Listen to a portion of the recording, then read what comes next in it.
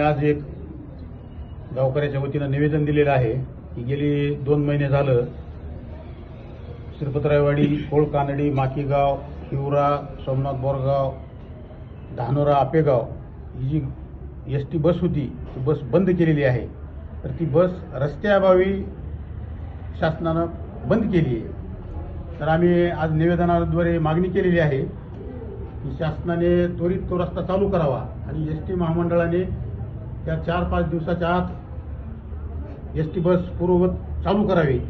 जर ह्या 1 तारखेपर्यंत त्यांनी जर बस नाही चालू केली तर आम्ही सोमवारी या बस चालू करण्यासाठी पूर्ण बसच अडवून एसटी जे बसस्टँड आहे त्या बसस्टँडमध्ये पूर्ण गावातील सर्व महिला, विद्यार्थी व नागरिक अंबाजोगाई बसस्थानकामध्ये थांबून आमची जोपर्यंत गाडी चालू होऊ देणार नाही तोपर्यंत आम्ही त्या बसस्टँडमधून कुठलीही गाडी चालू देणार नाहीत।